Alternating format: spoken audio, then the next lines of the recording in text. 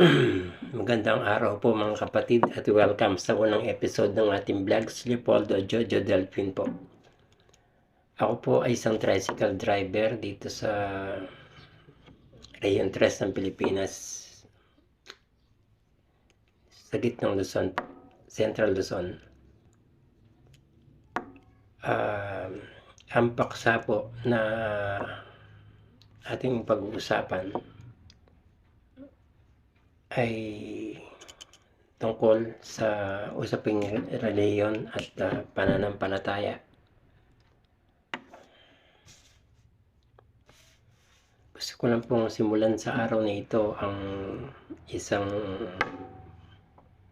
programang pagtalakay patungkol sa mga bagay ukol sa Biblia at Panginoon Diyos at sa buhay-buhay ng mga tao. Gusto ko lang pong ibahagi ang aking mga karanasan o maglahad ng opinion at paniniwala sa mga bagay-bagay na nangyayari sa kasalukuyang panahon at sa mga bagay na nagaganap sa pangkasalukuyan sa ating panahon. Una po mga kapatid, gusto pong ibahagi ang nangyari nung ang paksang ang paghahanap ng tao sa Diyos, mga kapatid.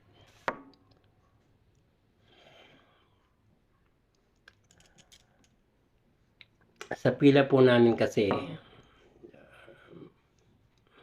habang naghintay ng mga pasahero, ay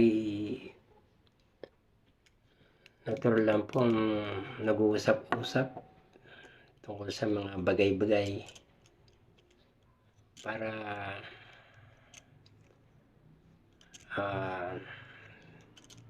maging produktibo ang araw at sa paglawak na rin ng ating mga isang individual na kaalaman ng bawat isa. Minsan po napagkwentuhan namin ang tungkol sa Panginoong Yesus, tungkol sa kanyang Ama, ang Amang Diyos.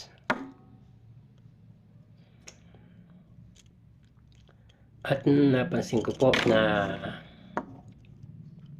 marami pong nakilahok sa aming usapan, nakiumpok at nakibahagi din sa mga talakayan. Pag po pala usapang tungkol sa pananampalataya, ang tao ay may likas na nasa na makinig, makibahagi at makipagtalakayan kung anong kanyang paniniwala sa pinag-uusapan.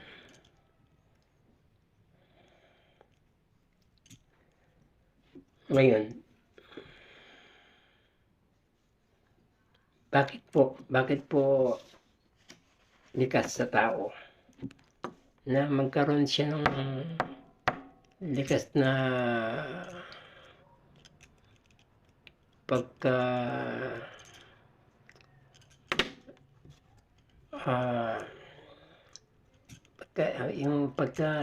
pagka-interesado kapag sa usapan, kapag ang pinag-uusapan ay patungkol sa pang-spiritual. Ito po ang dahilan mga kapatid. May sinipi po ako sa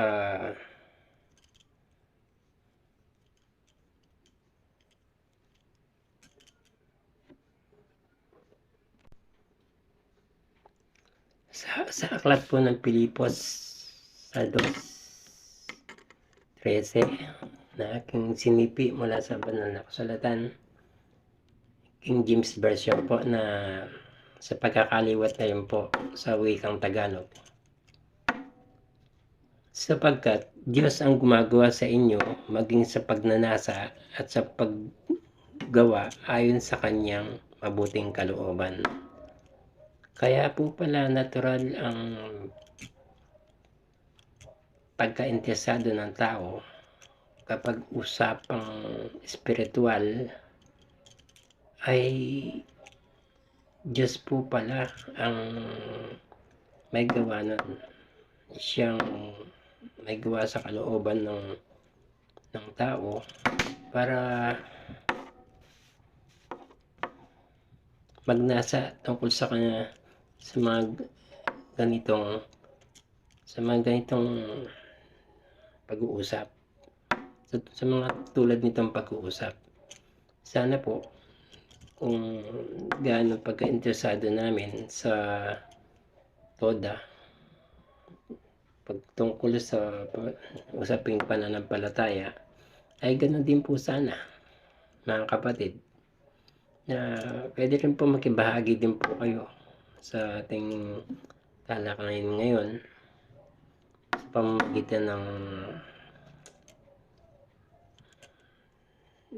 pamamagitan ng comments, at ating pag-uusapan yaon sa susunod pang video na ating gagawin. Ano po?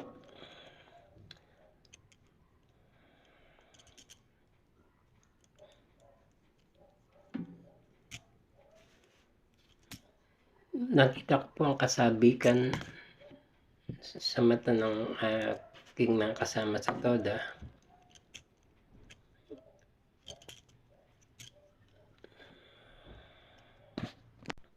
Kapag ang usapan po ay tungkol nga sa Diyos. Ngayon po,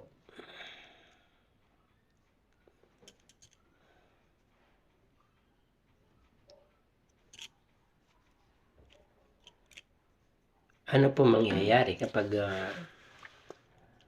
nararamdaman na natin ang pagnanasang iyon tungkol sa na makaalam o makibahagi sa mga pag-uusap tungkol sa Panginoon Diyos, o nakipagtalakayan tayo tungkol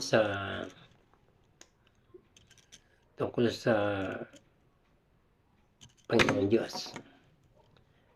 Dito po sa aklat ng Mateo 18, sa aklat ng Mateo po, 18 kabanata, 18 kapitulo, at ang talata ay 20. Sapagkat kung saan nagkakatipon ang 2 o 3 sa aking pangalan, ay naroroon ako sa gitna nila. Ganun po pala, mainam po pala na pag-usapan ang mga bagay na tungkol sa Panginoon, sapagkat sinasamahan tayo ng Panginoon Diyos. Nararamdaman ng tao yon sa paanong paraan, sa pamamagitan ng aktibong pakikinig o pagbabahagi ng kanyang nalalaman patungkol sa mga bagay na iyon. Ano po?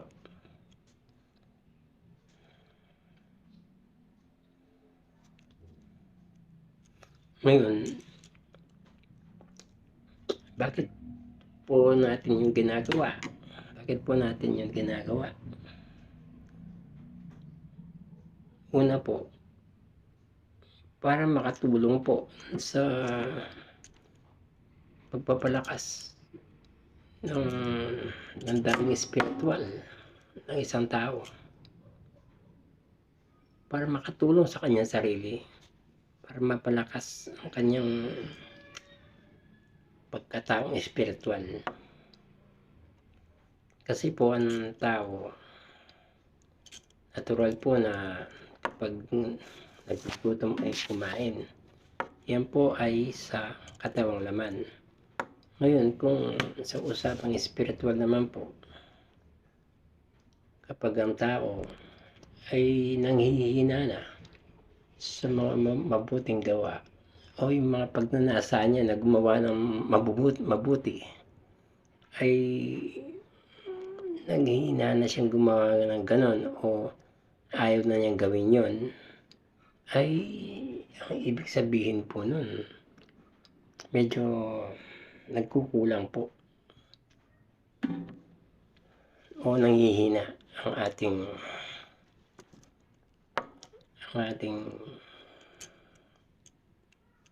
espiritu. Yung espiritu po kasi ng tao, kung sa tao lang pag-uusapan, ay dama ng tao yun eh. Kung ano yung nasa ng tao, yun ang nadarama niya at yun ang gusto niyang gawin. Pero kapag mabuting bagay naman ang ninanasa mong gawin, iyon po ay gawa ng mabuting pagkaalam mo tungkol sa iyong puso. Kasi yung puso ng tao po, likas po kasi sa pagiging tao natin ang maging mabuti. Kahit po sabihin na nating may taong masama, pero yung pag dinala mo po sa prinsipyo ng pagiging tao, kahit gaano po yung kasama, bumabalik po yung pagiging mabuti niya. Kapag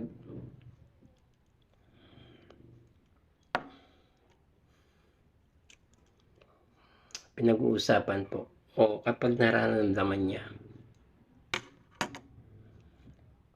na kailangan niyang gumawa ng mabuti. Yun po kasi ang prinsipyo ng pagiging tao, ang maging mabuti tayo.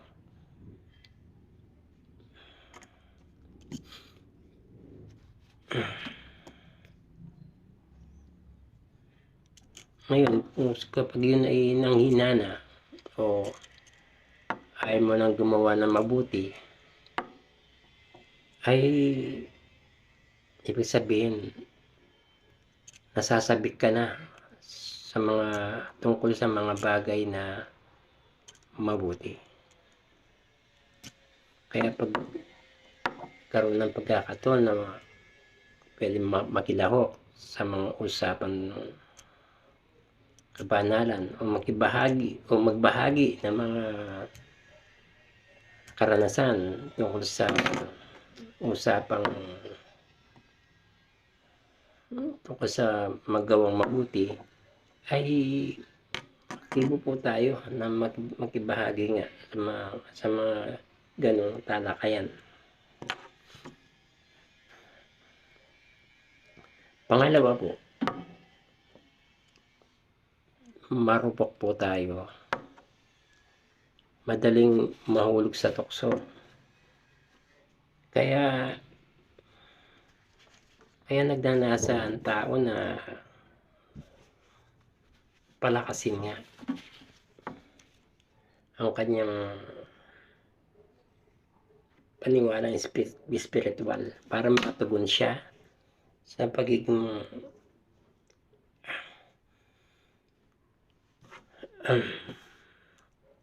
para makatugon siya sa paggawa ng mabuti bilang tao.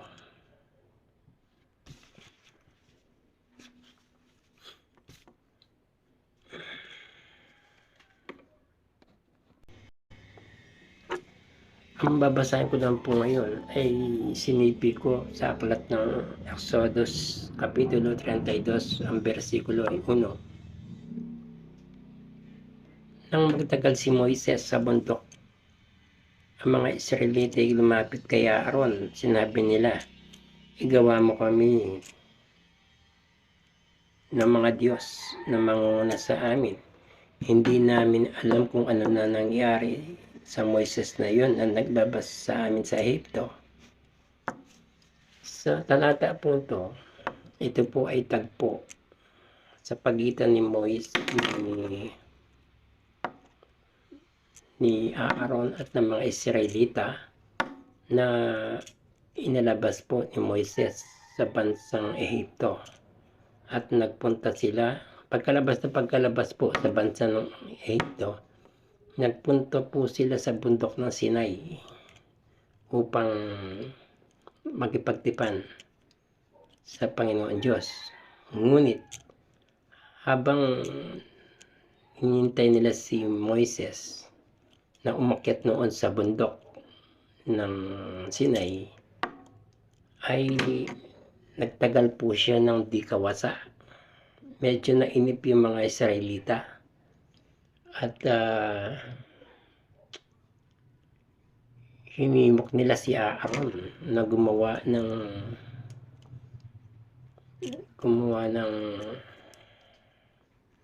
Diyos-Diyosan upang kanilang sambahin. Bakit po na ginawa yun?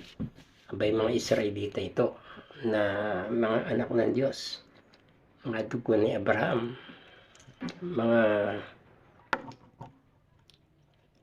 angkan ni Jacob.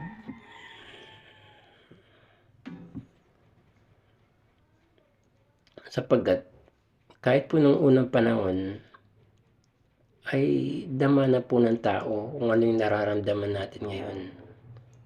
Naghahanap po tayo ng Diyos na magiging gabay sa ating buhay.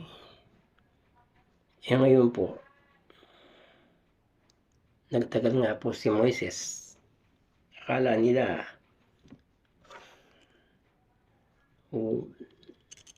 hindi na siya babalik o talagang nainip sila. Ano po nangyari?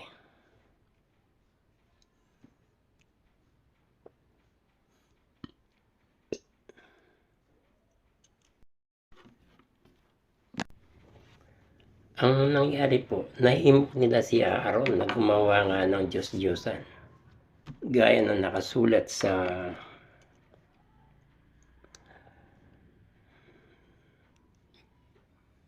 versikulo 2 hanggang 5 ng kapitulo 32 ng Exodo. Kung gayon, tipunin ninyo ang mga hikaw na ginto ng inyong asawa at mga anak at dalhin sa akin. Ang sagot ni Aaron, ganun nga ang kanilang ginawa. Kinuha ni Aaron ang mga hikaw at tininaw. Ibinuhos niya sa isang hulmaan at ginawang hugis ng guya.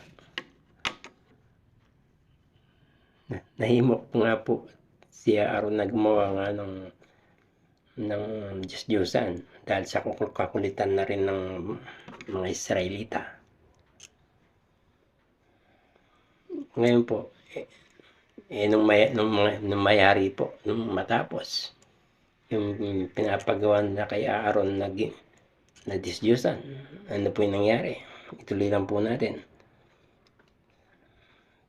Pagkayari, sinabi nila, Israel, narito ang Diyos mong naglabas sa iyo sa Ehipto.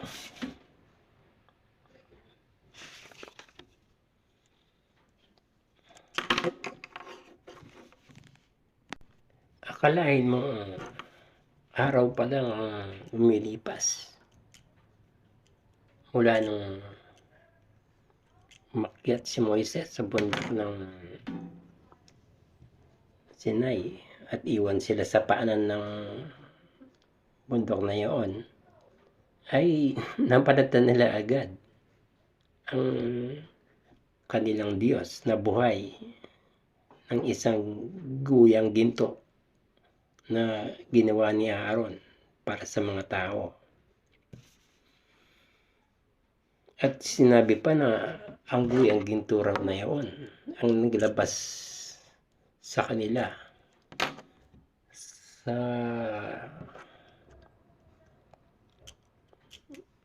Ehipto.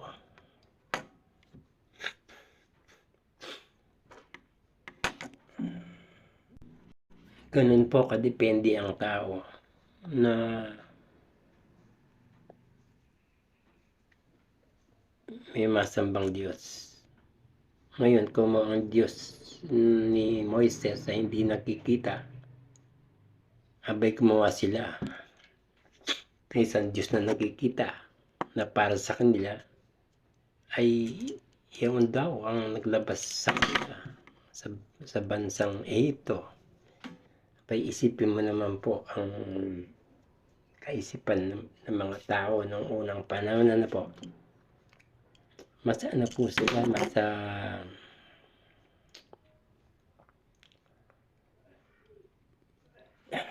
timbang po mga bagay na nakikita ng mata para sa kanila. Bakit po sila nagkaganon? Kasi po sa kung napanood niyo po yung Ten Commandments, kasi matandang pelikula noon patungkol kay Moses sa bansang Israel, kanyang pinangungunahan, ay naalipin nga po sila sa bansang Ehipto noon. Ngayon sa bansang Ehipto yun ay nakalakihan nila kasi 400 years po silang nandun 400 years po silang naging alipin. Ngayon nakalakihan nila, nakatandaan nila na ang bansang Ehipto po kasi may mga Diyos-Diyosan. May mga Diyos-Diyosan po. Kaya nahawa po sila kung makikita nila sa kanilang kapaligiran. Ay yun din ang ginawa nila. Nung sila'y makalaya na sa kamay ng mga Ehipto, gumawa sila ng sarili nilang Diyos. Ngayon po, ituloy lang po natin ang pagtalakay.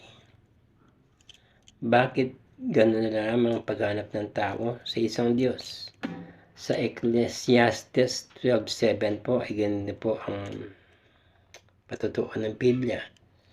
At ang alabok ay bumalik sa lupa na gaya ng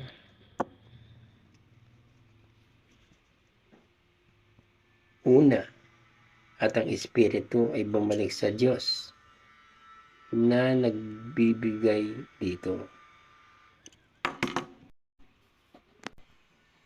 Ngayon po, ayon sa ating binasa, kaya po pala ganun yung ka-interesado ang tao tungkol sa Diyos ay sapagkat ang buhay na narito sa katawan natin o ang espiritong nasa katawang laman natin ay galing po sa Diyos, mga kapatid.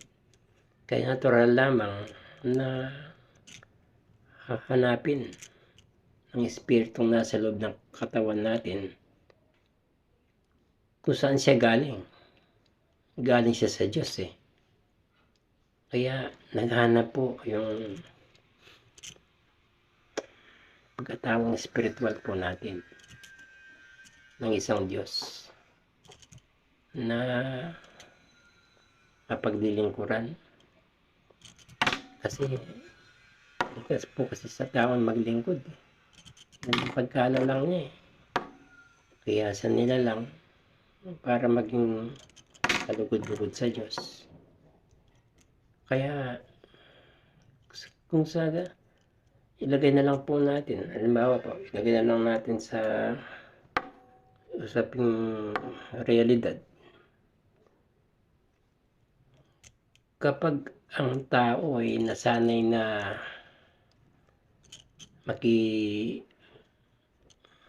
makiutos sa kapwa-tao o bilang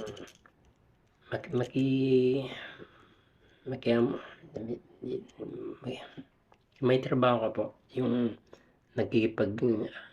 may amo ka, pinaglilingkuran mo siya, pinagsilbihan, at may balik yun, yung compensation o sweldo para sa'yo naman yun, nabayad sa'yo ng amo mo para lang paglingkuran siya. Kasi po laking mahirap ka po, Natural sa damdamin po natin yun na makiamuhan, makiutos, makipag-amuhan o anong tawag doon. Yung alam natin sa sarili natin na kailangan natin gumawa para mabuhay. Kailangan natin magtrabaho. At para magtrabaho naman po tayo, kung wala ka naman sariling negosyo, wala kang pinagkakakitaan na alam mo sa sarili mo, yun na po yung pinakamadali. Makipagtrabaho ka sa ibang hanap buhay, mamasukan ka sa isang tao na may kakayahan magbigay sa'yo ng hanap buhay. Kaya po yung pagiging tao natin, natural po talaga yung masanay ka. Sanay po tayo na maglingkod sa ibang tao para sa trabaho. Ngayon, yung takbo ng utak po natin yun. Kasi kung wala kang trabaho, hindi ka kakain. Kung wala kang trabaho, hindi ka makapabayad ng ilaw, tubig. Kung wala kang trabaho, wala kang bahay na magupahan. Natitirahan mo, wala kang pambayad. Kaya kailangan po yung maghanap buhay. Yun po ay sa laman. Paano naman po kung yung espiritong nasa loob ng pagkatao natin, abay, alam niya na galing sa Diyos. Kaya natural na maghanap siya ng Diyos. Di ba po?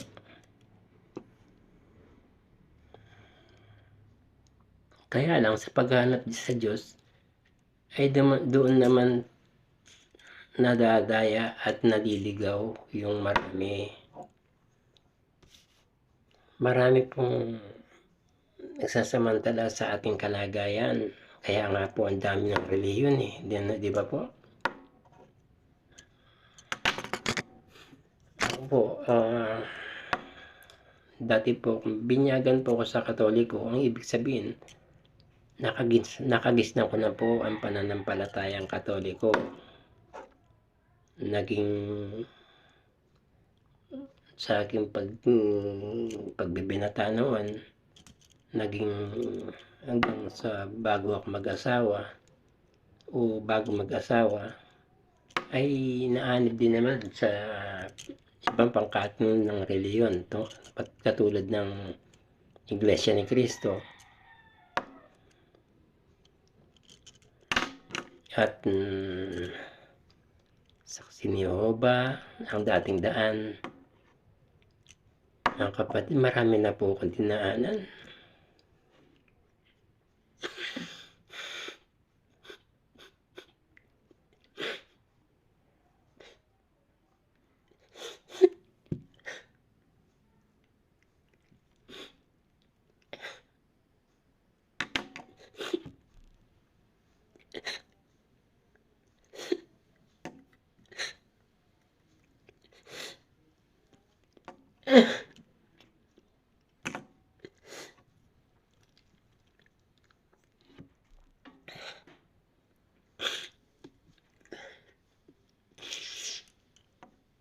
Sa paghanap po ng totoo, sa paghanap po ng tamang reliyon,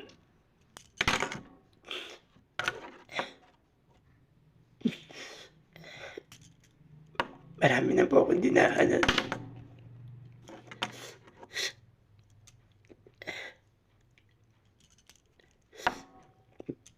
Kaya po nga po ngayon nagbabasa ng Biblia.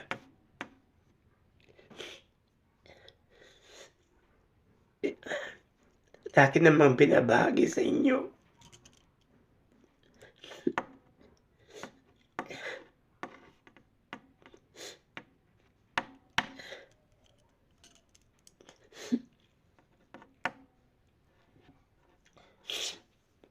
para mapalakas ko rin po ang loob ko.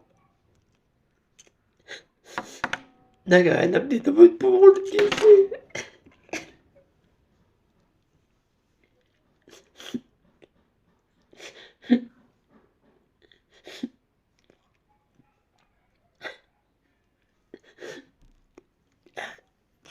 Pag po may linya na po mga kapatid,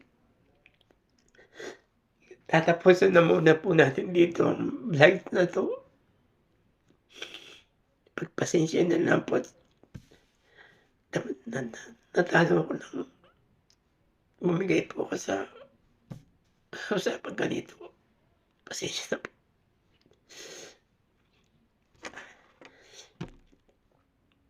Paalam po mga kapatid, hanggang sa susunod po. Maraming salamat po.